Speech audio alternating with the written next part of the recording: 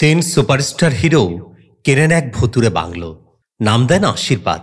নাম দিয়েও কিন্তু কাটেনি সেই বাংলোর অভিশাপ। আসুন জেনে নিন সেই বাংলোর কথা। একাকিত্বের দিনগুলোতে রাজেশ খান্না এই বাড়িতেই কাটিয়েছেন। নেশা আর একাকিত্ব ছিল তার সঙ্গী।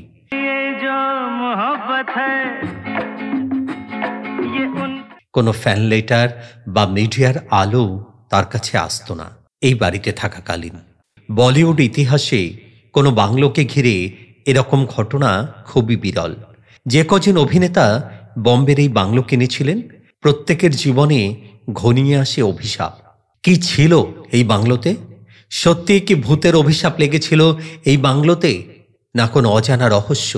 কোন রহস্য থেকে এই বাংলো সবার জীবন ছারখার করে দিয়েছিল?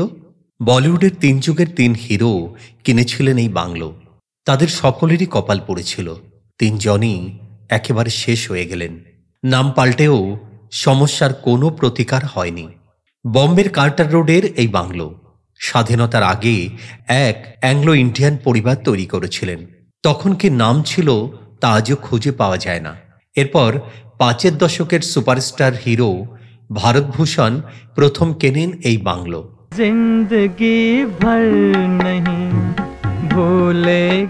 তিনি Baiju Bawra, Mirza Ghalib, gateway of India, বরসাত কি রাতের মতন ছবি করে প্রচুর সাফল্য অর্জন করেছিলেন।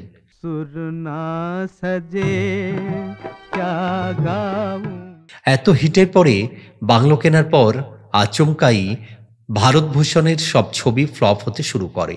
তার লোকসানের অঙ্ক দিন দিন বাড়তে থাকে, সঙ্গে বাড়তে থাকে ঋণের বোঝা। পরিশেষে তাকে বিক্রি করে দিতে হয়।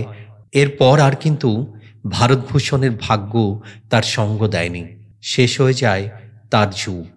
ভারতভূষণ এই বাংলো ছেড়ে দেবার পর এই বাংলোতে আর কেউ থাকতে চায়নি। এক বন্ধুর পরামর্শে ৬০-এর দশকের সুপারস্টার হিরো রাজেন্দ্র কুমার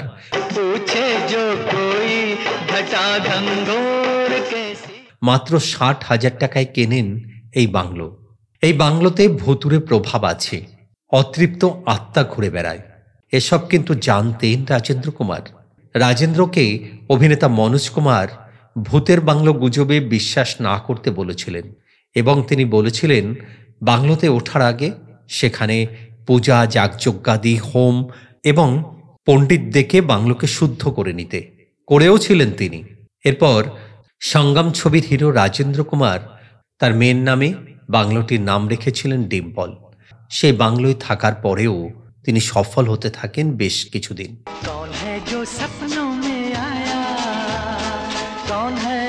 খুলে ফেলেন একটি প্রযোজনা সংস্থা।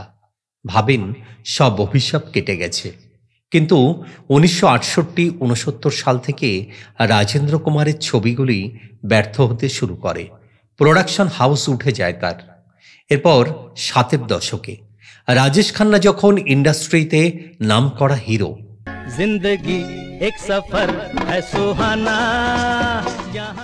তখন তিনি জানতে পারেন রাজেন্দ্র কুমার তার বাংলো বিক্রি করতে চান। রাজেশ খান্না তাকে অনেক বোঝান বাংলোটা যাতে তিনি বিক্রি না করেন।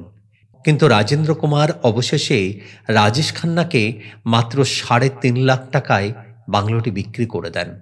রাজেশ খান্না বাংলোটির নাম পরিবর্তন করে রাখেন আশীর্বাদ। সেই সময় রাজেশ খান্না সবার থেকে বড় সুপারস্টার।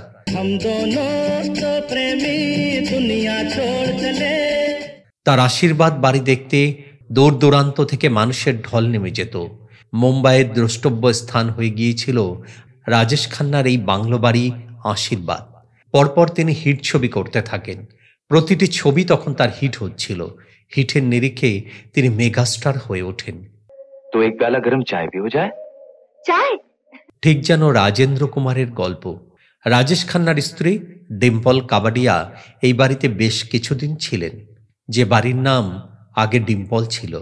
রাজেশ ডিম্পলের সম্পর্ক দূরত্ব তৈরি হয় এই বাড়িতেই। অন্যদিকে ১৯৭৫ সালের পর থেকে রাজেশ খান্নার কাজ কমতে থাকে। তার জায়গা নিয়ে নেন অমিতাভ বচ্চন।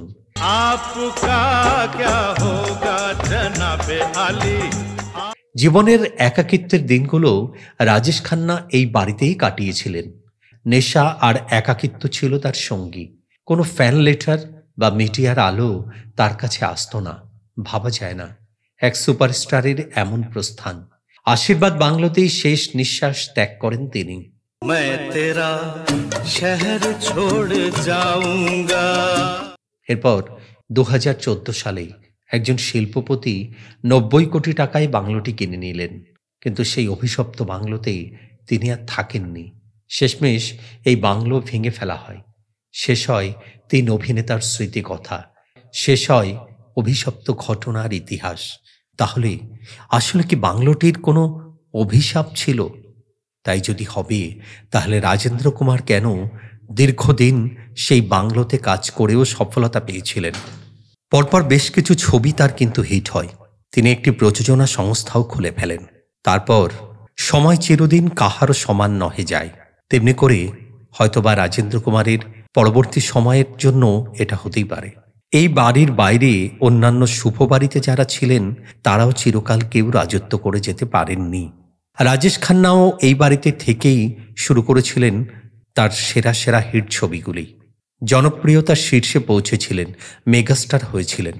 তারপর একটা সময় রাজেশ খান্না আস্তে আস্তে ফ্লপ হতে লাগলেন। তার জায়গা দখল করে নিল অমিতাভ বচ্চন। তাই হঠাৎ করেই মনে হলো আরেকটি বাড়িকেই আমরা অভিশপ্ত বাড়ি বলবো কি বলবো না, এটা কিন্তু দর্শকদের বিচার, যার যেমন ভাবনা।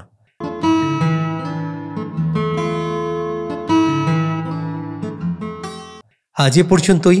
আজকের ভিডিওটি যদি আপনাদের ভালো লাগে তাহলে অবশ্যই লাইক করবেন, শেয়ার করবেন আর আমাদের চ্যানেলটি সাবস্ক্রাইব করবেন। ধন্যবাদ। আমাদের আরও একটি চ্যানেল রয়েছে, হ্যাপি সানরাইজ পডকাস্ট। সেখানে বিভিন্ন বিষয় নিয়ে আমরা আলোচনা করে থাকি। আসুন আমাদের হ্যাপি সানরাইজ পডকাস্ট চ্যানেলে দেখুন।